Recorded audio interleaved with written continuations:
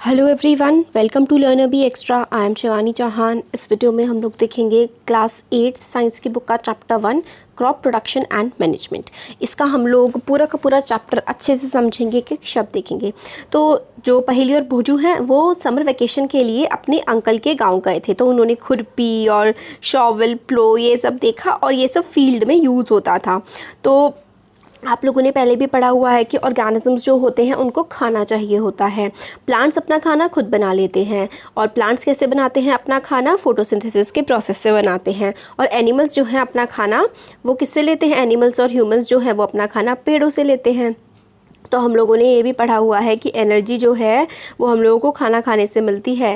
ठीक है, जब हमारी बॉडी में डाइजेशन होता है, रेस्पिरेशन, एक्सक्रीशन, इन सब की हेल्प से हमारी बॉडी में जो है खाना पचता है और हमें एनर्जी मिलती है। और हम लोग अपना खाना या तो प्लांट से लेते हैं या एनिमल से लेते हैं या फिर दोनों से लेते हैं। ठीक है, अब आगे है, अगर हम लोगों को खाना in order to provide food for a large population, मतलब एक काफ़ी बड़ी पॉपुलेशन को अगर हमें खाना खिलाना है तो हम लोगों को रेगुलरली प्रोड्यूस करना पड़ेगा। मतलब हम लोगों को खाना बनाना पड़ेगा, यानी कि खेती करनी पड़ेगी, उसको मैनेज करना पड़ेगा। एक जगह खेती हो गई, फिर वो वहाँ पहुँचे जहाँ से उसको बेचा जा सकता है, और फिर जहाँ से बेचा जा सकता है वहाँ से और जगह जहाँ पर उसकी ज़रूरत है वहाँ पहुँचाया जाए। तो ये सारे के सारे स्टेप्स लगते हैं। सबसे पहले प्रोडक्शन, फिर मैनेजमेंट एंड डिस्ट्रीब्यूशन, फिर एग्रीकल्चर प्रैक्टिसेस। तो देखिए, आज से 10,000 साल पहले लोग नोमैडिक थे, मतलब घुमंतू लोग थे। वो ऐसे ही इधर उधर घूमते रहते थे खाने की तलाश में। फिर धीरे धीरे उन लोगों ने कच्चे फल और सब्जियां खाना शुरू करा। वो जानवर्स की मतलब एनिमल्स की हंटिंग करते थे। फिर धीरे धीरे उन लोगों ने चावल उगाना सीख लिया। हम लोगों ने हिस्ट्री का जो चैप्टर 1 पढ़ा था उसमें क्लास 6 में तब हमने पढ़ा था। ठीक है, और फिर एग्रीकल्चर की शुरुआत हुई जब से हम लोगों ने राइस, वीट और दूसरी क्रॉप्स उगाना शुरू कर दिया।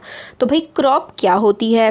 When plants of the same kind are cultivated at one place on a large scale, it is called a crop. जब प्लांट्स हो गए, पौधे हो गए, एक ही तरीके के कोई भी प्लांट हो गया, जब वो बहुत ही लंबे, बहुत ही सारे एरिया में उगाया जाता है तो उसे हम क्रॉप कहते हैं। जैसे वीट क्रॉप, क्योंकि पूरे के पूरे खेत में गेहूं की ही फसल लगाई जाती है। एग्जाम्पल के लिए क्रॉप ऑफ वीट है ना, वीट को ही पूरे के पूरे खेत में उगाया जाता है। आप लोगों को पता है कि क्रॉप्स जैसे कि अलग अलग टाइप के जो है क्रॉप्स होते हैं, जैसे सीरियल्स होते हैं और वेजिटेबल्स होते हैं, फ्रूट्स होते हैं। सीरियल्स मतलब जो आपके रोटी चावल वगैरह है ना, और आपके वेजिटेबल सब्जियां हो गई, फ्रूट्स हो गए, ये अलग अलग सीजन्स में आते हैं। इंडिया जो है वो बहुत ही बड़ा देश है, हमें पता है सबको। यहाँ पे अलग अलग तरीके की क्लाइमेटिक कंडीशंस हमें देखने के लिए मिलती हैं। जो टेम्परेचर है, जैसे आप पहाड़ों में चले जाइए कितनी ठंड होती है, और डेजर्ट में चली जाइए कितनी गर्मी होती है। तो अलग अलग तरीके का टेम्परेचर मिलता है यहाँ। और ह्यूमिडिटी होता है, हवा में नमी। हवा में नमी भी अलग अलग प्रकार की होती है। रेनफॉल भी काफ़ी ज़्यादा वेरी करती है एक रीजन से दूसरे रीजन में। Accordingly there is a rich variety of crops grown in different parts of the country. और अलग अलग वैरायटी की क्रॉप्स जो हैं अलग अलग पार्ट में देश के उगती हैं। और despite this diversity 2 broad cropping patterns identified, मतलब बहुत तरीके की क्रॉप्स जो है देश में उगती है। फिर भी हम लोगों ने 2 अलग तरीके की क्रॉप्स आइडेंटिफाई करी हैं। एक है खरीफ क्रॉप और एक है राबी क्रॉप। ये बहुत इंपॉर्टेंट है, आप इससे पहले भी पढ़ चुके हैं 10th क्लास, 11th, 12th, मतलब चलता ही रहेगा ये। तो खरीफ कौन सी क्रॉप होती है? खरीफ क्रॉप वो होती हैं जो हम लोग बारिश के सीज़न में उगा सकते हैं। कब उगाते हैं? जून से सितंबर के टाइम में उगाते हैं। और इसके एग्जाम्पल पेडी। पेडी का मतलब होता है राइस। ठीक है, राइस या फिर आप चावल बोल लीजिए। तो खारिफ क्रॉप का एग्जांपल है पेडी, मेज, सोयाबीन, ग्राउंडनट, कॉटन। ये सारी की सारी खारिफ क्रॉप है। आपको क्या याद रखना है? आपको कोई सी भी 2 क्रॉप्स के नाम याद कर लीजिए। और कब ये होते हैं? जून से सितंबर के टाइम में होते हैं। और उस समय सीज़न क्या होता है? उस समय रेनी सीज़न होता है इंडिया में। राबी क्रॉप्स क्या होती हैं? विंटर में होती हैं। जो खारिफ क्रॉप्स थी वो तो रेनी सीज़न में होती थी, और खारिफ क्रॉप होती हैं विंटर सीज़न में। ये चीज़ आपको याद रखनी है। आप लोगों से डिफ्रेंशिएट करने के लिए भी एग्जाम में आ सकता है, क्योंकि ठीक है। तो ये खरीफ क्रॉप हो गई। और राबी क्रॉप जो है वो विंटर सीजन में होती है, अक्टूबर से मार्च के महीने में जो होती है वो राबी क्रॉप होती है।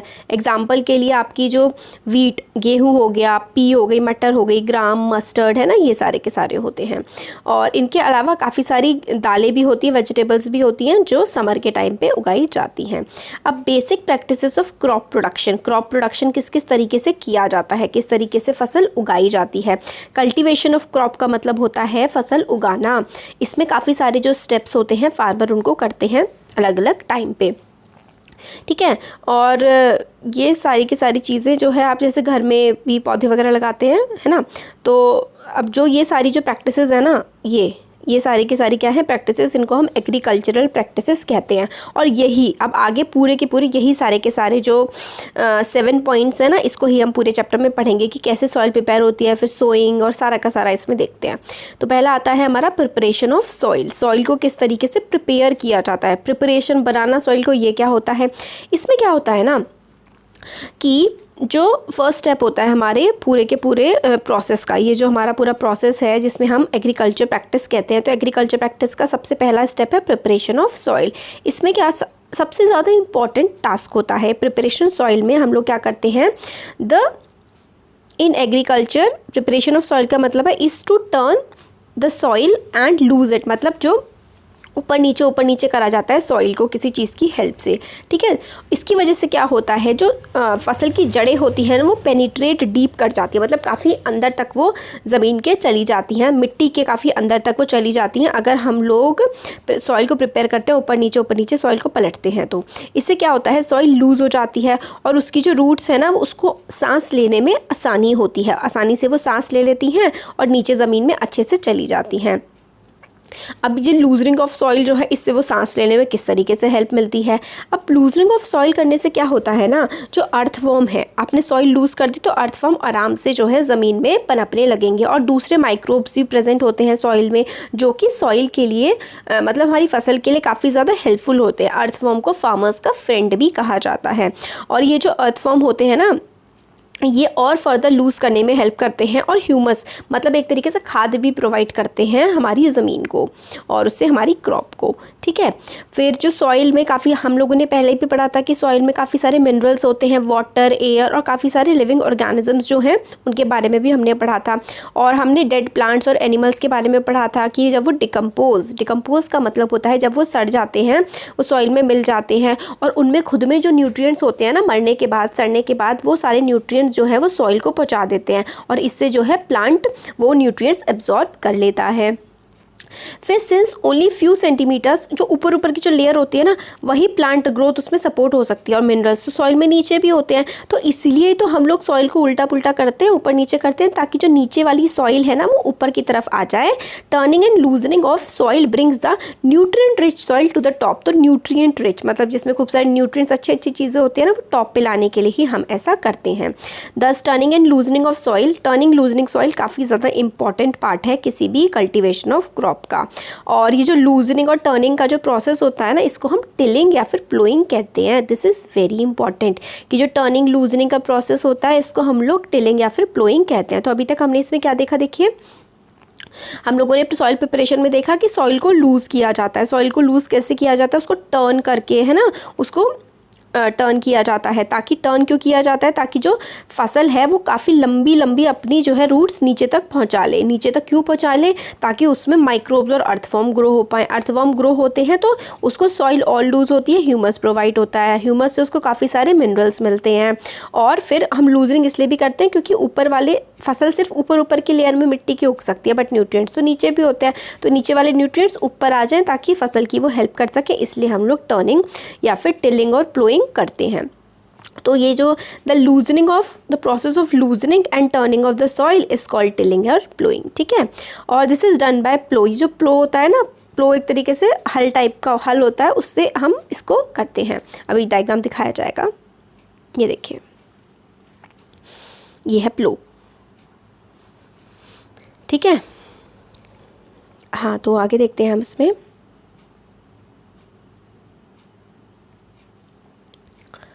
हाँ, ठीक है। और फिर उसके बाद हम लोगों ने प्लो से उसको टिलिंग कर दी, उसकी प्लोइंग कर दी। फिर ये किससे होती है, ये वुड या फिर आयरन का बना होता है। अगर सॉइल काफ़ी ज़्यादा वो है, उसमें नमी नहीं है, बिल्कुल सूखी हुई है, तो हमें उसको पानी भी देना पड़ेगा प्लोइंग से पहले। और प्लोइंग जो है फील्ड में जब फील्ड में आप प्लोइंग कर रहे हैं तो उसमें काफ़ी गड्ढे हो सकते हैं, काफ़ी बड़े बड़े मिट्टी के चट्टे से भी हो सकते हैं, और इसलिए हम लोग को ज़रूरी है इन क्रम्स को, इन मिट्टी के चट्टे जो बहुत ही मोटी मोटी मिट्टी होती है इसको हम क्रम्स बोलते हैं, इन क्रम्स को हमें तोड़ना भी ज़रूरी है ताकि फील्ड जो है ना उसको बिल्कुल लेवल किया जा सके। इकसार होना चाहिए। अगर फील्ड बिल्कुल लेवल्ड है या फिर कह सकते हैं इकसार है तो उस पर जो है इरिगेशन अच्छे से हो सकता है और उस पर फसल अच्छी तरीके से उगाई जा सकती है। और इसके लिए कई बार लेवलर का इस्तेमाल भी किया जाता है, क्योंकि ऊबड़ खाबड़ जो ज़मीन होती है ना उसको समतल बनाना, एक जैसा बनाने के लिए लेवलर का इस्तेमाल किया जाता है ताकि उसमें अच्छे से फसल उगाई जा सके और इरिगेशन पानी भी दिया जा सके। और फिर हम लोग क्या करते हैं, मैन्योर्स ऐड करते हैं। ठीक है, manure is added to the soil before tilling करने, जो टिलिंग का प्रोसेस कर रहे थे ना उससे पहले हम लोग मैन्योर ऐड करते हैं ताकि सॉइल को प्रॉपर न्यूट्रिएंट्स मिल सके। ठीक है, और प्रॉपर मिक्सिंग हो जाती है मैन्योर की सॉइल के साथ, और the soil is moistured before sowing. और ठीक है, फिर आपने सबसे पहले क्या करा, आपने उसमें मैन्योर मिला दिया। मैन्योर मिलाने के बाद आपने टिलिंग कर दी। ठीक है, टिलिंग के साथ साथ आप लोग लेवलिंग भी करते जाते हैं। फिर उसके बाद आप उसको थोड़ा सा मॉइस्चर देते हैं, मतलब थोड़ा गीला कर देते हैं, और फिर उसके बाद उस पर आप फसल उगाते हैं। एग्रीकल्चर इम्प्लीमेंट्स का मतलब है क्या क्या इस्तेमाल होता है एग्रीकल्चर करने के लिए। तो सीड को सो करने से पहले ये ज़रूरी है कि सॉइल में जो भी क्लम्प्स, जो गड्ढे हैं, ये सब चीज़ों को निकाल दिया जाए ताकि फसल उसमें अच्छे से उगे। और ये काफ़ी सारे टूल्स की हेल्प से किया जाता है। मिट्टी को सही करने के लिए काफ़ी सारी चीज़ों का इस्तेमाल होता है, जैसे कि प्लो हो, कल्टीवेटर, ये सब क्या होते हैं ये देख लेते हैं। तो प्लो जो है ये एंशिएंट टाइम से, काफ़ी पुराने समय से इस्तेमाल किया जा रहा है सॉइल को टिल करने के लिए और फर्टिलाइज़र्स को ऐड करने के लिए क्रॉप्स में। और वीड्स होती है जो ऐसे, आगे भी हम देखेंगे चैप्टर में, वीड ऐसे पौधे होते हैं जिसकी ज़रूरत नहीं होती है, जो प्लांट के न्यूट्रिएंट चुरा लेता है। ठीक है, वीड को उखाड़ने के लिए भी इस्तेमाल किया जाता है। और ये मिट्टी से बनता है, is drawn by a pair of bulls. ठीक है, और इस तरीके से जुताई करी जाती है। ये होता है ना, ठीक है, लकड़ी का बनता है और जो इसके नीचे हल टाइप का लगा होता है और बैल इसको आगे आगे आगे आगे ले जा रहे होते हैं और पीछे से मिट्टी को ये ठीक करता हुआ चला जाता है। तो ये होता है प्लो। ठीक है, तो कैमल हॉर्स या बुलक्स ये सब करते हैं। It contains a strong triangular strip. देखिए इस तरीके की ट्रायंगल जैसी स्ट्रिप होती है और लंबा सा वुड से बना हुआ होता है। और there is a handle at one end of the shaft. तो जो शाफ्ट होता है ना, ये ऐसे करके इसके एक साइड में हैंडल होता है। The other end is attach to the beam which is placed in the bullocks neck. तो ये देखिए, इतना इंपॉर्टेंट नहीं है कि आपको बिल्कुल अच्छे से जाना कि प्लो क्या होता है। प्लो बस आपको ये देखिए, ये ऐसे करके है ना, ये देखिए ट्रायंगल टाइप का बन रहा है, एक यहाँ पे होता है और एक पार्ट जो है भैंसों की या फिर जो भी है ये बैल वगैरह, इनकी गर्दन से जुड़ा हुआ होता है। आपके लिए इंपॉर्टेंट है, plough is used for tilling in ancient times. ठीक है, adding fertiliser to the crops और वीड्स को रिमूव करने के लिए भी। और ये मिट्टी से नहीं, ये लकड़ी से बना होता है और बुल्स या फिर कैमल्स वगैरह इसको खींचते हैं। ट्रायंगुलर शेप का होता है। मेन पार्ट जो होता है प्लो का वो लंबा सा ऐसे करके डंडा होता है। लॉग ऑफ वुड का मतलब होता है डंडा, वुड का, लकड़ी का, उसको हम लोग प्लो शाफ्ट कहते हैं। This is a handle at one end of the shaft. और एक शाफ्ट जो होता है ना, ये प्लो शाफ्ट, इसके ऐसे लंबा करके इसके एक साइड में हैंडल भी होता है। Other hand is attach to the beam which is placed on the bullock's neck. One pair of bulls and a man can easily operate the plow. ठीक है, तो यही पूरा का पूरा जो हमें दिखा रखा है ना यहाँ पे, इसी तरीके से ये होता है। The indigenous wooden plow is increasingly being replaced by iron plows nowadays. तो पहले जो लकड़ी के बनाते थे अब ये लोहे के बनाने लगे हैं। होता है, it is a simple tool which is used for removing weeds. Weeds मतलब वही ख़राब पेड़ जिनकी ज़रूरत नहीं होती, उस पर खेत में उसको हटाने के लिए हो का इस्तेमाल किया जाता है। और सॉइल को लूज़ करने के लिए भी एक लंबी सी रॉड होती है, ये तो लकड़ी की होती है, आयरन की होती है। Strong board and bent belt of iron is fixed. ठीक है, तो स्मॉल तो हो आप देख लीजिए, मतलब जो काम प्लो का होता है ना, मेनली वही काम जो है वो हो का भी होता है। और एक लंबी सी रॉड होती है इसमें लगी हुई, स्ट्रॉन्ग ब्रॉड एंड बेंट एक प्लेट जैसी भी लगी होती है। Is fix to one of its end, एक एंड में इसके ये फिक्स होती है, ये देखिए इस तरीके से होती है, ऐसी लंबी सी होती है, फिर ये पकड़ने के लिए होती है ग्रिप, फिर ये हैंडल होता है, फिर इससे वो अपना काम वाम करते हैं। Works like a blade it pulled by animals, इसको भी एनिमल जो है वो पुल करते हैं। ठीक है, तो हमारा ये इतना इंपॉर्टेंट नहीं है कि आपको एक एक चीज़ इसके बारे में पता होनी चाहिए, आपको सिर्फ पता होना चाहिए कि प्लो और हो जो है वो टिलिंग के काम आते हैं और क्या करते हैं, रिमूव करते हैं वीड्स को, और सॉइल में ये जो मैन्योर्स वगैरह वो डालने में भी हेल्प करते हैं। अब नेक्स्ट आता है कल्टीवेटर। कल्टीवेटर का क्या मतलब होता है? कल्टीवेटर जो है वो ट्रैक्टर होता है। नाउ डेज जो प्लोइंग का काम है ना, सारा का सारा वो ट्रैक्टर ड्रिवन हो गया है। ठीक है, जो हम हो और प्लो का बहुत ही कम इस्तेमाल करते हैं, ट्रैक्टर से हम लोग सब कुछ आसानी से कर लेते हैं। अब होता है सोइंग। पहला पार्ट हम लोगों ने प्रिपरेशन ऑफ सॉइल देख लिया, आजकल तो सारा का सारा ट्रैक्टर से ही होता है, टिलिंग और सब कुछ। सोइंग का मतलब होता है फसल को बोना। सोइंग सबसे काफ़ी ज़्यादा इंपॉर्टेंट पार्ट है क्रॉप के प्रोडक्शन का। सोइंग से पहले हम लोग देखते हैं कि काफ़ी अच्छी क्वालिटी का, साफ, हेल्दी, अच्छा सा गुड वैरायटी का सीड हम लोग सेलेक्ट करते हैं, और फार्मर ऐसे सीड को मतलब प्रेफर करते हैं, चाहते हैं जिसकी ईल्ड बहुत ज़्यादा हो, जिससे बहुत ज़्यादा फसल उकर के आए। सिलेक्शन ऑफ सीड्स, हम लोग सीड को कैसे सेलेक्ट करते हैं? तो हम लोग से क्वेश्चन पूछा गया कि ऐसे भी सीड्स होते हैं जो हवा में उड़ जाते हैं? वुड दीज बी लाइटर और heavier than those which sink, क्या कुछ होते हैं जो हवा में उड़ जाते हैं, कुछ जो नीचे बैठ जाते हैं, और वो इतने लाइट क्यों होते हैं? डैमेज सीड्स जो हैं वो हल्के होते हैं और वो लाइट होते हैं। ठीक है, जो सीड हवा में उड़ जाते हैं ना वो ख़राब होते हैं, तो क्योंकि जो डैमेज हो रखा होता है ना, जो अंदर से ख़राब हो रखा होता है सीड ना, वही होता है जो कि हवा में उड़ जाता है। वरना जो अच्छा सीड होता है ना, अच्छा सीड कभी भी हवा में नहीं उड़ता है। ठीक है, तो डैमेज सीड्स जो हैं वो हॉलो होते हैं, अंदर से खोखले होते हैं, इसलिए वो हवा में उड़ जाते हैं और पानी में भी तैर जाते हैं। ये गुड मेथड, अच्छा मेथड होता है सेपरेट करने का हेल्दी सीड्स को डैमेज सीड से, मतलब ख़राब सीड से अच्छे सीड को अलग करने का अच्छा मेथड है। सोइंग करने से पहले इंपॉर्टेंट चीज़ ये है, task is to know about the tools used for sowing seeds. Tools के बारे में भी जानना बहुत ज़रूरी है कि कौन कौन से टूल्स का इस्तेमाल किया जाता है फसल को लगाने के लिए। ट्रेडिशनल टूल्स जो हमेशा से इस्तेमाल होते आ रहे थे पुराने ज़माने से, वो है जैसे कि shape like a funnel, sowing seeds funnel जैसा इस तरीके की शेप होती है। ये देखिए, इससे हम लोग सीड्स को सो करते थे पहले ज़माने में, इस तरीके की फनल शेप। फनल, ये जो शेप होती है ना ट्रायंगल इस टाइप की, जैसे इसको फनल बोलते हैं, फनल शेप होती है। The seeds are filled into the funnel, seeds को इन फनल में भर दिया जाता है। ये जो फनल थी इसमें सीड को भर दिया, और ऐसी सी डंडी थी, एंड पास डाउन थ्रू 2 और 3 पाइप्स हैविंग शार्प एंड्स, और ये पाइप के थ्रू नीचे नीचे नीचे पहुंच जाता है। These ends pierce into the soil and place seeds there, और ये जो नीचे की तरफ ना बहुत ही पैने पैने से होते हैं, और ऐसा करके नीचे नीचे नीचे बहुत, ये क्या करते हैं, सॉइल को नीचे तक खोद देते हैं और आराम से सीड्स उसके अंदर चले जाते हैं। अब आगे है, सबसे पहले हम लोगों ने क्या देख लिया, ट्रेडिशनल टूल्स देख लिए। ट्रेडिशनल टूल्स के बाद हम लोग क्या आते हैं, सीड ड्रिलर्स। अब तो सीड ड्रिलर्स आने लगे हैं, इस तरीके के सीड ड्रिलर्स का इस्तेमाल करते हैं और आराम से सीड बो देते हैं। Seed drillers, now days seed drillers का इस्तेमाल होता है, is use for sowing with the help of tractors. Tractors के पीछे लगा देते हैं इनको, ये जो है ट्रैक्टर्स के पीछे लगे हुए देखे होंगे आपने कई बार, और ये बस सीड को बोते चले जाते हैं। This shows the seed uniformly eight equal distances and depth, और ये मतलब यूनिफॉर्मली बिल्कुल एक तरीके से और बराबर गहराई पे और बराबर एक दूसरे से दूरी पर इसको बो देता है।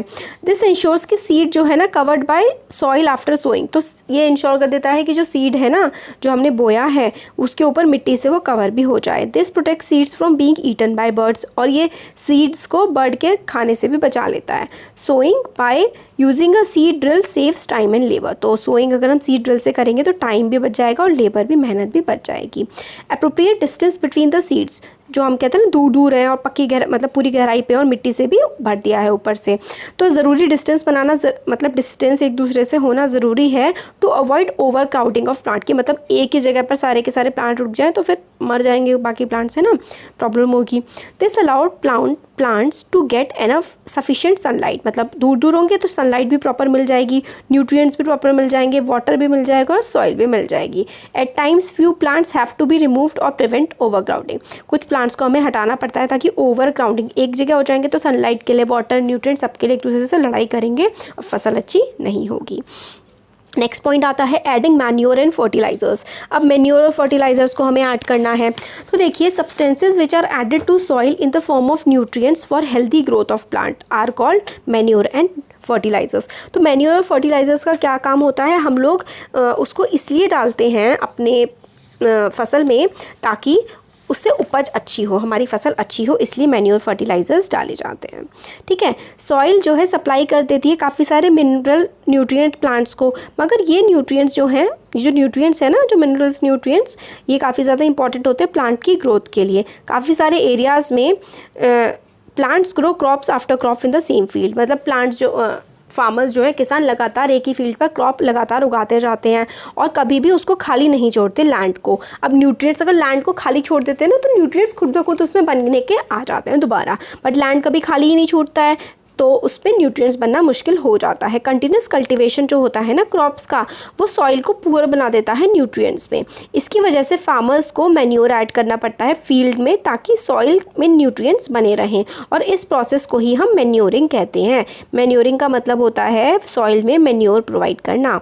और इम्प्रॉपर और insufficient manuring results in weak plants, अगर हम लोग ढंग से मैन्योर नहीं डालेंगे तो जो प्लांट होगा वो वीक हो जाएगा, अच्छा नहीं रहेगा। Manure is an organic substance, ठीक है, obtained from the decomposition of plant और एनिमल वेस्ट।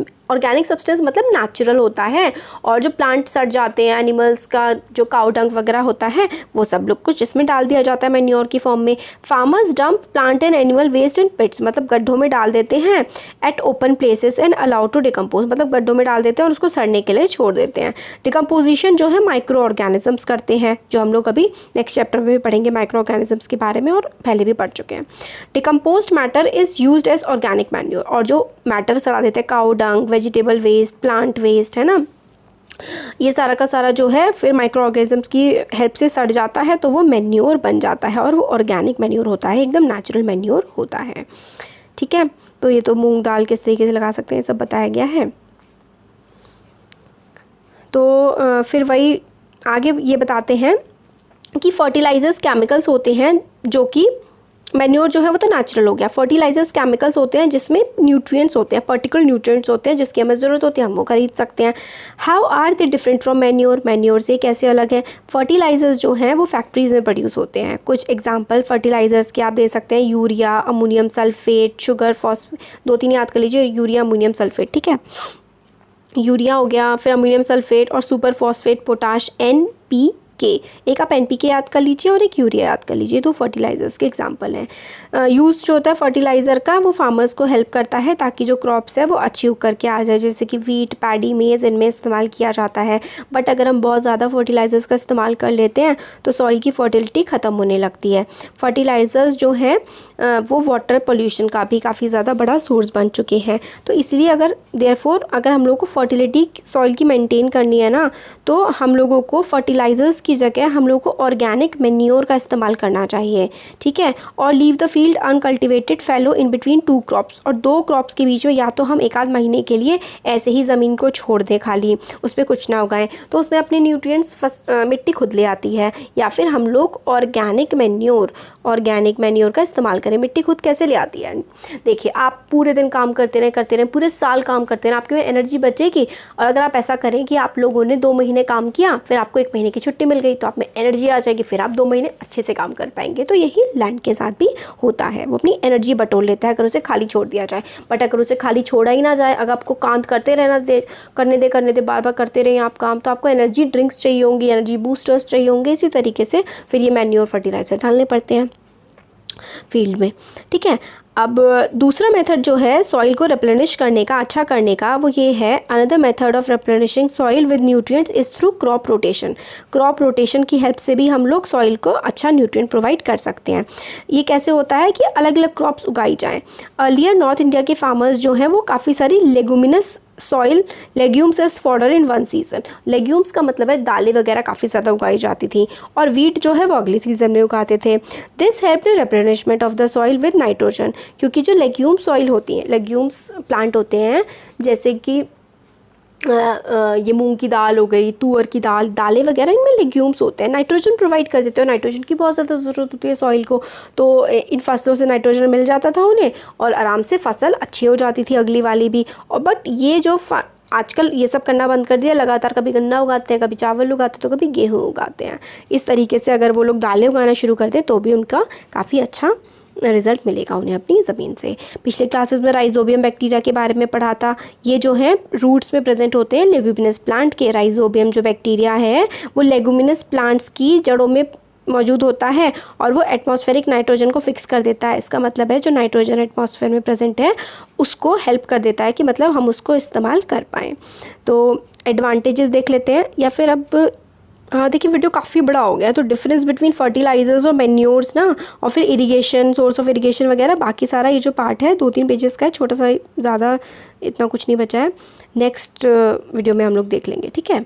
तो कैसा लगा वीडियो ज़रूर बताइए। प्लेलिस्ट में मैं बाकी प्रोवाइड कर दूँगी, और चैनल को सब्सक्राइब ज़रूर करिए और लाइक करिए, फ्रेंड्स के साथ भी शेयर करिए। Thank you.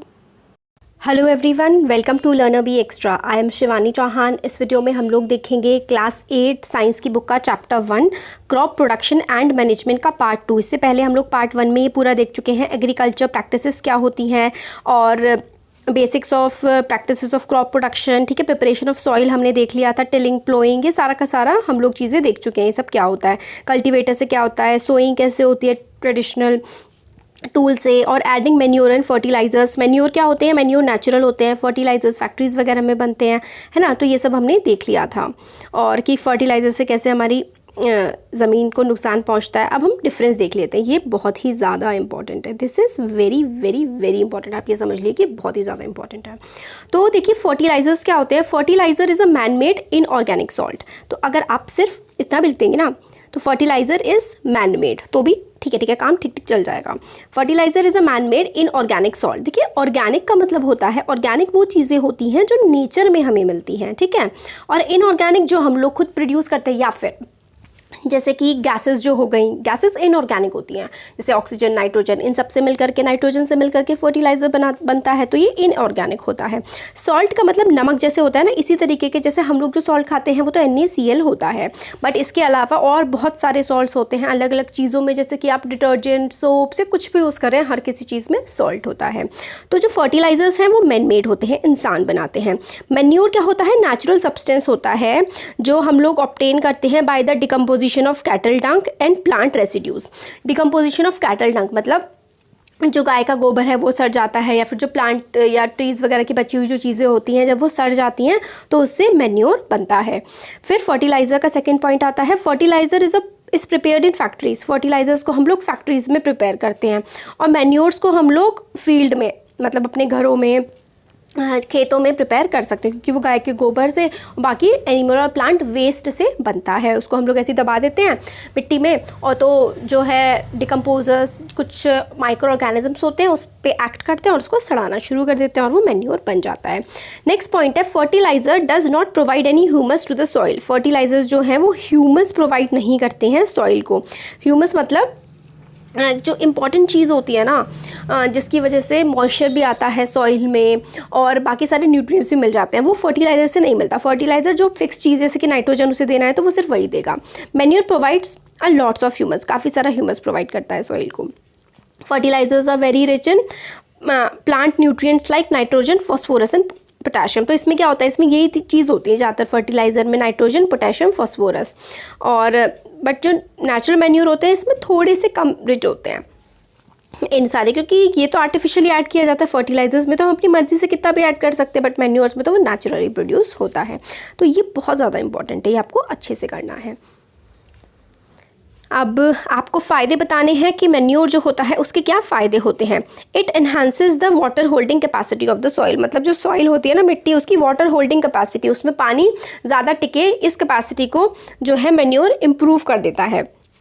It makes the soil porous due to which exchange of gases become easy. तो पोर्स ला देता है, मतलब मिट्टी में ना इस तरीके के छेद अच्छे वाली तरीके से ला देता है, जिससे जो गैस है ना वो नीचे से बाहर, बाहर से अंदर आसानी से जा पाती है।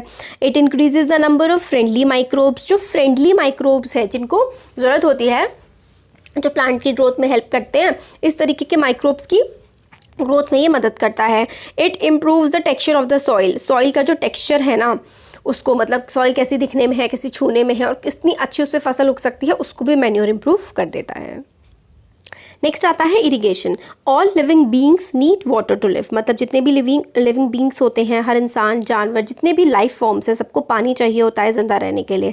वाटर हमारी ग्रोथ के लिए और प्लांट्स की ग्रोथ के लिए, डेवलपमेंट के लिए काफ़ी इंपॉर्टेंट है। वाटर जो है कौन एब्जॉर्ब करता है? प्लांट्स की जो रूट्स होती हैं, जड़ें होती हैं, वो वाटर एब्जॉर्ब करती हैं। और वाटर के साथ साथ वो काफ़ी सारे मिनरल्स और फर्टिलाइजर्स जो कि उसमें मौजूद होते हैं उसको भी एब्जॉर्ब कर लेती है। और प्लांट कंटेन्स नियरली 90% वाटर, मतलब प्लांट जो होता है ना पूरा, उसमें 90% तो पानी ही होता है। ठीक है। Water is essential because germination of seeds does not take place under dry condition. Water ज़रूरी इसलिए भी है क्योंकि जो जर्मिनेशन है, मतलब सीड जो है वो बढ़ेगा ही नहीं, जो आपका बीज है वो बढ़ेगा ही नहीं अगर उसको पानी नहीं मिलेगा।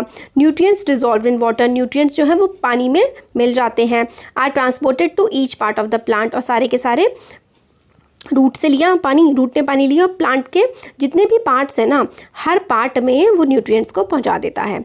Water also protect the crop from both Frost and hot air currents. तो जो वाटर है वो फ्रॉस्ट से, फ्रॉस्ट होती है जैसे कि ओस पड़ गई, बहुत ज़्यादा पाला पड़ जाता है, उससे भी प्रोटेक्ट करता है। और हॉट, बहुत ही गर्म तेज़ चलने वाली हवाओं से भी पानी प्रोटेक्ट करता है प्लांट को। To maintain the moisture of the soil for healthy crop growth, fields have to be water regularly, मतलब अगर आपको अच्छी मेंटेन करनी है ना, अपनी फील्ड को अच्छा रखना है, सॉइल को अच्छा रखना है, तो उसको पानी रेगुलरली देना पड़ता है। और सप्लाई ऑफ वाटर अगर हम लोग करते रहते हैं ना रेगुलर इंटरवल पे, तो उसको हम इरिगेशन कहते हैं। Supply of water to crops at regular intervals is called irrigation. पानी का सप्लाई क्रॉप्स को रेगुलर इंटरवल्स पे, मतलब जैसे कि आज दे दिया, कल दे दिया, जैसे आप पौधों को पानी देते हैं अगर आपके घर में होते हैं, तो एक तरीके का फॉर्म ऑफ इरिगेशन ही होता है। खेतों में फिर बोरवेल और काफ़ी सारी चीज़ों से दिया जाता है, वो हम पढ़ेंगे चैप्टर में। अब देखिए टाइम कितना है और कितना ज़्यादा पानी देना है किसी क्रॉप को, वो क्रॉप टू क्रॉप वेरी करता है, सॉइल टू सॉइल भी वेरी करता है और सीजन टू सीजन भी वेरी करता है। देखिए समर में जो है पानी की बहुत ज़्यादा ज़रूरत होती है क्योंकि भाप बन के उड़ जाता है, इवेपोरेशन ज़्यादा होता है। ठीक है, रेट ऑफ इवेपोरेशन ज़्यादा होता है सॉइल से, वाटर से, लीव से, इसलिए गर्मियों में इरिगेशन की ज़्यादा ज़रूरत पड़ती है। और बारिश में तो खैर अपने आप ही पानी मिल जाता है ना। और सोर्सेज ऑफ इरिगेशन, किस किस तरीके से आप इरिगेशन कर सकते हैं, तो इरिगेशन के लिए आप वेल का, ट्यूबवेल का, pond, lake, river, dams, canals, इन सारी की सारी चीज़ों का इस्तेमाल कर सकते हैं। किस किस का? कुओं का इस्तेमाल कर सकते हैं, ट्यूबवेल का कर सकते हैं, पॉन्ड्स का कर सकते हैं, लेक्स, रिवर, डैम्स, कैनाल्स का इस्तेमाल हम लोग कर सकते हैं इरिगेशन करने के लिए। तो ये देखिए टैंक से कर रहे हैं, है ना, इसको मोट भी बोलते हैं। टैंक के जो जैसा ये कुएं टाइप का है ना, इसको मोट बोलते हैं, मोट फॉर्म ऑफ इरिगेशन। हाँ, तो ये देखिए traditional method of irrigation, traditionally किस तरीके से इरिगेशन किया जाता है। वाटर अवेलेबल इन वेल्स, कुओं में जो पानी होता है, लेक्स में, कैनाल्स में, इज़ लिफ्टेड, उसको उठाया जाता है अलग अलग मेथड से अलग अलग रीजन में, और उसको खेतों तक ले जाया जाता है। कैटल, जानवर या फिर ह्यूमन लेबर का इस्तेमाल किया जाता है उस पानी को निकालने के लिए। तो ये मेथड जो है वो थोड़े सस्ते होते हैं बट इतने एफिशिएंट नहीं होते क्योंकि जानवर, इंसान थक जाते हैं और ज़्यादा पानी फिर हम नहीं दे पाते फसलों को। तो ट्रेडिशनल वेज जिससे करते हैं, तो पुली सिस्टम, मोट बोलते हैं जिसे, मोट देखिए पुली लगी हुई है, नहीं पुली ऐसा होता है कि वो गोल गोल गोल, यहाँ पे एक रस्सी होती है और यहाँ पे रस्सी होती है, आप इस रस्सी को खींचेंगे, ये पुली गोल गोल घूमेगी और आसानी से आपके जो कुएं के अंदर बाल्टी है वो निकल के आ जाएगी। ये मोट सिस्टम हो गया। ठीक है, चेन पंप, ये मोट हो गया यहाँ पर, ये हो गया चेन पंप, यहाँ से इस तरीके से, जैसे कि ये देखिए कैनाल है, इससे ऐसे करके पानी नीचे करके जा रहा है, ये मोट पंप, वो हो गया चेन पंप। और ये देखली में ऐसे करके पत्थर पे रख देते हैं, फिर ऐसे करके इसको दबा देते हैं और जब पत्थर ऊपर उठाता है तो बाल्टी से पानी निकल जाता है। तो आपको इतना कुछ समझने की ज़रूरत नहीं है कि कैसे होता है, बस ये समझ लीजिए कि मोट हो गया, चेन पंप हो गया, और ये देखली हो गई, रहट। ठीक है, रैट के कुएँ जो है यूपी साइड काफ़ी ज़्यादा होते हैं, रहट, ये जो है ना सारे के सारे इरिगेशन सिस्टम थे पुराने ज़माने में। आपको याद रखना है, देखली, रैट, है ना, मोट, चेन पंप, ये इनके नाम आपको याद रखने हैं। Pumps are commonly use for lifting water, pumps जो हैं उनका कॉमनली इस्तेमाल किया जाता था पानी को उठाने के लिए। Diesel, biogas, electricity and solar energy is use to run these pumps. अब पम्प्स का आजकल बहुत ज़्यादा बोरवेल जिसे बोलते हैं, इनका काफ़ी ज़्यादा इस्तेमाल होता है, बिजली से चलते हैं, तो कोई डीजल से चलता है और अब तो सोलर एनर्जी से भी चलने लगे हैं। मॉडर्न मेथड जो है स्प्रिंकलिंग का, इरिगेशन का, वो होता है स्प्रिंकलर सिस्टम। इसमें क्या होता है कि ना देखिए ऐसे करके यहाँ से ना पानी आ रहा होता है और इस तरीके की ना टंकियाँ टाइप की लगी होती है और इसमें ना फव्वारा होता है और फव्वारे की तरह इस तरीके से पानी हर तरफ फैल रहा होता है। तो दिस मेथड इज़ यूजफुल जब जो लैंड होता है ना वो काफ़ी ज़्यादा अनइवन होता है और उसको हम लोग सही तरीके से पानी नहीं पहुंचा सकते, तो स्प्रिंकल से वो हर जगह अच्छे से पहुंच जाता है। इसमें क्या होता है, इस तरीके का एक पाइप होता है, उसमें एक नोज़ल जैसी लगी होती है, इसमें से पानी जा रहा होता है, ठीक है। फिर खेतों में इस तरीके से पहुँच रहा है यहाँ पर से, और फिर यहाँ पर खेतों में ये ऐसी लगी होती है जिससे पूरे में पानी ऐसे ऐसे करके फैल रहा होता है, ठीक है। तो ये हमारा होता है स्प्रिंकलर सिस्टम। तो वही है, the perpendicular pipes having rotating nozzles on top. देखिए रोटेटिंग नोजल्स ऑन टॉप, जो टॉप होता है ना वो गोल गोल गोल गोल घूम के नोजल्स इसमें लगी हुई होती हैं। नोजल्स आप एक टंकी टाइप की समझ लीजिए, घूमती है वो टंकी, ठीक है। Are joint to main pipeline at regular intervals, ठीक है। जैसे कि आपको अगर इसमें पानी देना है ना तो इससे ऐसे करके जॉइन हो जाएगा। When water is allowed to flow through the main pipe under pressure with the help of pump, it escapes from the rotating nozzle. It gets sprinkled on the crop as if it is raining. Sprinkler is very useful for lawns, coffee plantation and several other crops. तो sprinkler में आप समझ गए, आपने घरों में भी देखा होगा फव्वारे की तरह ये काम करता है। नेक्स्ट आता है ड्रिप इरिगेशन। ड्रिप इरिगेशन में एक एक बूंद करके पानी गिरता है, यहाँ से पानी जाता है और एक एक एक एक बूंद बिल्कुल मतलब पेड़ की जड़ में गिरता है, इससे पानी काफ़ी ज़्यादा बचता है। Drip irrigation, in this system the water falls drop by drop directly near the root, मतलब रूट के पास बिल्कुल डायरेक्टली एक एक बूंद करके गिरती है, इसलिए हम इसको ड्रिप इरिगेशन सिस्टम कहते हैं। बेस्ट टेक्निक है फॉर वाटरिंग फ्रूट प्लांट्स, ठीक है। फ्रूट प्लांट्स को वाटर करने के लिए, गार्डन्स के लिए, ट्रीज़ के लिए वाटर इसमें बिल्कुल भी वेस्ट नहीं होता है और ये ऐसे रीजन्स के लिए बून है, मतलब वरदान के जैसा है जहाँ पे पानी की काफ़ी ज़्यादा कमी रहती है। नेक्स्ट आता है प्रोटेक्शन फ्रॉम वीड्स। वीड्स होते हैं ऐसे पेड़ जिनकी हमें ज़रूरत नहीं होती है फालतू में, ये जो उग जाते हैं खेतों में, इनको निकालने की ज़रूरत होती है क्योंकि ये फिर हमारी फसल का न्यूट्रिएंट लेते हैं। तो undesirable plant in a field, many other undesirable plants may grow naturally along with the crop. These undesirable plants are called weed, मतलब उन अनडिजायरेबल है, हम लोग को ज़रूरत नहीं है उनकी, वो खुद ही उग जाते हैं, तो हमें निकालने की ज़रूरत होती है। और रिमूवल का जो प्रोसेस होता है ना, वीड्स निकालने का जो प्रोसेस होता है उसको हम वीडिंग कहते हैं। वीडिंग ज़रूरी होती है क्योंकि वीड्स जो है compete करते हैं क्रॉप्स के साथ, उनसे कंपटीशन करते हैं खाने के लिए, पानी के लिए, न्यूट्रिएंट्स के लिए, स्पेस के लिए, लाइट के लिए, तो इसलिए वो इफेक्ट कर देते हैं क्रॉप को और वो इंटरफेयर भी करते हैं हार्वेस्टिंग के टाइम पर भी। और कुछ तो पॉइजनस हो सकते हैं एनिमल्स के लिए और ह्यूमन बींग्स के लिए भी। पॉइजनस मतलब जहरीले हो सकते हैं, हमें नुकसान भी दे सकते हैं कुछ वीड्स तो अनवांटेड प्लांट्स होते हैं जिसको हमें ज़रूरत नहीं होती, खुद उग जाते हैं। हटाते क्यों हैं हम इसलिए हटाते हैं क्योंकि हमारी फसल के का पानी लेगा वो, फिर उसके न्यूट्रिएंट्स भी लेगा ज़मीन में से, है ना, स्पेस, लाइट, हर चीज़ के लिए कॉम्पिटिशन देगा हमारी फसल को। फार्मर्स काफ़ी सारे तरीके अपनाते हैं वीड्स को कंट्रोल करने के लिए या फिर उनको निकालने के लिए। Tilling before sowing the crops helped in uprooting and killing the weeds, मतलब टिलिंग हमने स्टार्टिंग में पढ़ा था चैप्टर में कि टिलिंग कैसे की जाती है, तो उसकी टिलिंग के प्रोसेस से भी आप लोग वीड को निकाल सकते हैं। और विच में then dry up and get mixed with the soil, ठीक है। वीड निकाल दिया, फिर वो मतलब पौधा सूख गया, मिक्स हो गया सॉइल से, तो मैन्योर का काम कर देगा। Best time for the removal of weeds is before they produce flowers and seeds. और बेस्ट टाइम कब होता है कि जब उन फूल या फिर उन पे जो बीज है उससे पहले उसको निकाल दे, क्योंकि बीज आ गया तो नया वीड उगा देगा वो, है ना, तो उससे पहले उसको निकाल देना चाहिए। Manual removal includes physical removal of weeds by uprooting और cutting them close to the ground. Manual removal का मतलब अपने हाथ से खींच करके उसको निकाल देते हैं time to time. This is done by khurpi से करते हैं उसको। खुरपी होती है ना, ऐसे करके होती है, देखी होगी आई गेस आपने सबने, इस टाइप की होती है। Weeds are also controlled by using chemicals, weedicides भी आते हैं केमिकल्स, उससे भी हम लोग उसको कंट्रोल कर सकते हैं, हटा सकते हैं। इस पर हम लोग क्या करते हैं, फसल पे स्प्रे कर देते हैं और वो क्रॉप को डैमेज नहीं करते हैं। वीडीसाइड डाइल्यूटेड पानी में मिला करके जितनी ज़रूरत है उतना हम लोग स्प्रे कर देते हैं। तो 3 मेथड हमने क्या देखे, एक तो वीडीसाइड डाल दो, एक खुरपी से मैनुअल मेथड से हटा दो, और एक सबसे पहले जब टिलिंग कर रहे होते हैं तब भी हट जाती है। अब आता है नेक्स्ट, ये वीडीसाइड स्प्रे कर रहे हैं। हमने जैसे पहले मेंशन कर दिया कि वीडीसाइड जो स्प्रे करते हैं वेजिटेटिव ग्रोथ की वीड पे असर करता है, और कब कर देते हैं हम लोग, फूल आने से और उसके बीज सीड्स आने से पहले कर देते हैं। मगर ये जो वीडीसाइड्स है ना, ये हमारी फार्मर की हेल्थ को काफ़ी ज़्यादा नुकसान पहुंचा सकते हैं, तो इन केमिकल्स का काफ़ी केयरफुली इस्तेमाल करना चाहिए। जब इस्तेमाल कर रहे हैं तो अपना नाक मुंह जो है वो अच्छे से किसी कपड़े से ढक लेना चाहिए, और तभी जो है इन केमिकल्स का इस्तेमाल करना चाहिए। Harvesting harvesting of a crop is an important task. Harvesting मतलब होता है काटना। अब आपने उगा ली है तो आप काटेंगे भी, काटना काफ़ी इंपॉर्टेंट टास्क है। Cutting of crop after it is mature is called harvesting. तो क्रॉप को काटना जब वो पूरी तरीके से पक जाती है उसको हम लोग हार्वेस्टिंग कहते हैं।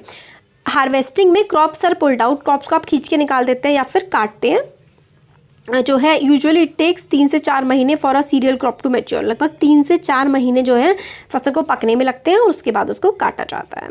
हार्वेस्टिंग हमारी कंट्री में या तो हम लोग मैनुअली करते हैं, हाथ से करते हैं, सिकल से, देखिए ये दराती टाइप की है, सिकल से करते हैं, या फिर हम मशीन से करते हैं जिसको हम लोग हार्वेस्टर बोलते हैं। और इन द हार्वेस्टेड क्रॉप, जो हार्वेस्टेड क्रॉप होती है, कटी हुई क्रॉप होती है, grain seeds need to be separated. ठीक है, जो ग्रेन होता है ना उसको ऊपर का कवर, उसको हम, जैसे मान लीजिए गेहूँ है, आपने गेहूँ के ऊपर देखा होगा कवर सा होता है ना, तो वो कवर हमें हटाना होता है। तो grain seeds need to be separated from the chaff. जो ग्रेन के ऊपर जो ऐसा कवर होता है ना उसी को हम शाफ बोलते हैं। तो ग्रेन सीड को शाफ से अलग करना होता है। इस प्रोसेस को हम लोग थ्रेशिंग बोलते हैं। This is carried out with the help of machine called combine. Combine का मतलब है कि वो हार्वेस्टर भी होता है, कटाई भी करता है, और थ्रेशर भी होता है। थ्रेशर का मतलब जो बीज के बाहर की लेयर थी ना उसको भी हटा देता है। तो हार्वेस्टर और थ्रेशर का ये काम करता है कंबाइन। ठीक है, farmers with small holding of land do the separation of grains and chaff by winnowing. और जो फार्मर्स होते हैं, छोटे लैंड होते हैं, गरीब होते हैं, वो कैसे करते हैं, शाफ को रिमूव कर देते हैं। शाफ मतलब बाहर की जो कवरिंग होती है ना गेहूं पे, चावल पे, किसी फसल पे, उसको हम लोग शाफ बोलते हैं। तो वो विनोइंग होता है। हम लोगों ने पढ़ा था ना 6th क्लास में कि हवा की हेल्प से विनोइंग मशीन भी होती है, और आपने औरतों को देखा होगा वो छन्ने से लेके हिलाती रहती है ना, उससे भी जो है शाफ अलग हो जाता है। अब हार्वेस्ट फेस्टिवल काफ़ी सारे, मतलब जैसे 3-4 महीने की फसल होती है, उसके बाद फसल की कटाई होती है, तो उसके बाद त्यौहार भी काफ़ी ज़्यादा मनाए जाते हैं हमारे इसमें, यही बताया गया है। जैसे कि हर त्यौहार हमारे देश का, पोंगल, होली, दिवाली, नाबन्य, बिहू, सब जो है फसलों से रिलेटेड है। स्टोरेज भी बहुत इंपॉर्टेंट है। अब आपने फसल काट लिया तो अब आपको स्टोर भी तो करनी पड़ेगी। तो storage of produce is an काफ़ी इंपॉर्टेंट टास्क होता है।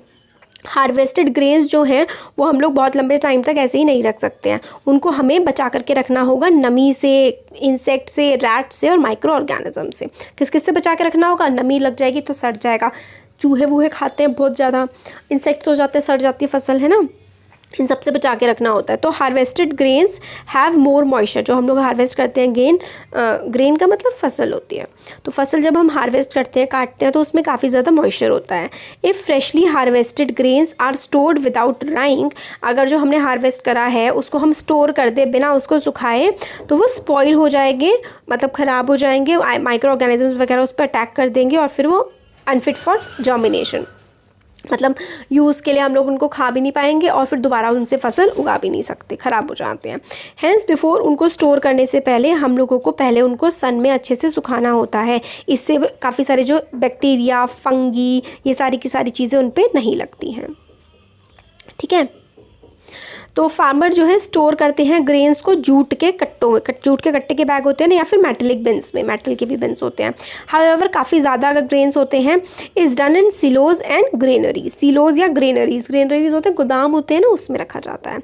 और उनको प्रोटेस्ट, जैसे पेस्ट का मतलब होता है जो चीज़ें ख़राब करते हैं, इंसेक्ट हो गए, रैट्स हो गए, इनसे भी बचा के रखा जाता है। और क्या कर सकते हैं आप, सूखे नीम के पत्ते, जो food are storing for food grains at home, सूखे नीम के पत्ते डाल सकते हैं आप लोग अपने फूड ग्रेन में। काफ़ी ज़्यादा लार्ज क्वांटिटी अगर ग्रेन्स की आपको रखनी है तो बड़े बड़े गोदाउन में, और स्पेसिफिक केमिकल ट्रीटमेंट की भी उनको ज़रूरत होती है, कुछ केमिकल्स भी लगाए जाते हैं ताकि वो सड़े ना। अब आता है फूड फ्रॉम एनिमल्स। एनिमल्स से, जानवरों से भी हम लोग खाना लेते हैं, जैसे दूध हो गया, है ना। तो हमने प्लांट से तो बहुत सारे ले लिए, चावल और अपना आटा हो गया, हर चीज़ जो है हम लोग को प्लांट से मिलती है। अब काफ़ी सारे जो हैं लोग क्या करते हैं, कोस्टल एरियाज़ में जो समुद्र के किनारे रहते हैं वो लोग फ़िश खाते हैं, अपनी उनके डाइट का काफ़ी इंपॉर्टेंट पार्ट है। प्रीवियस क्लासेस में हम लोगों ने पढ़ा था कि प्लांट से कौन से हम लोग चीज़ें लेते हैं और एनिमल से कौन सी लेते हैं। और क्रॉप प्रोडक्शन के बारे में हमने देखा कि कितने सारे स्टेप्स होते हैं क्रॉप को प्रोड्यूस करने में। सिमिलरली एनिमल्स को भी जो है रियर किया जाता है। रियर का मतलब होता है पाला जाता है। एनिमल्स को भी घर में पाला जाता है या फिर फार्म्स में पाला जाता है। Have to be provided with proper food, shelter and care. उनको अच्छा खाना दिया जाता है, शेल्टर दिया जाता है, उनकी केयर की जाती है। और जब ये बहुत ज़्यादा लार्ज स्केल पे किया जाता है तो इसको एनिमल हस्बेंड्री कहते हैं। मतलब मान लीजिए कोई किसान है उसने 10-20-50 गाय भैंस पाल रखी हैं, उनको खाना प्रोवाइड कर रहा है और फूड प्रोवाइड कर रहा है और फिर उसके बदले में उससे दूध निकाल रहा है, तो इसको हम एनिमल हस्बेंड्री कहते हैं। अभी देखिए, fish is a good for health. We have cod liver oil from fish which is rich in vitamin D. हम लोग कॉड लिवर ऑयल लेते हैं, वो विटामिन डी में होता है रिच। विटामिन डी खाने की क्या ज़रूरत है, आप धूप में खड़े हो जाइए, आधा घंटे सुबह उठ के घूम लीजिए, आपको विटामिन डी की कभी कमी नहीं होगी। तो ये हम लोगों का चैप्टर हो गया कंप्लीट। कैसा लगा वीडियो ज़रूर बताइए, अच्छा लगा तो लाइक करना है ज़रूर और फ्रेंड्स के साथ शेयर करना है, चैनल को सब्सक्राइब करना है। नया चैनल है, हमने अपना दूसरा चैनल बनाया है लर्नर बी के अलावा ये वाला, तो इसको भी ऐसे ही प्यार दीजिए और जल्दी से मतलब देखते रहिए वीडियोस, ताकि मैं पूरी बुक आपकी फटाफट से कंप्लीट कर दूँ। Thank you.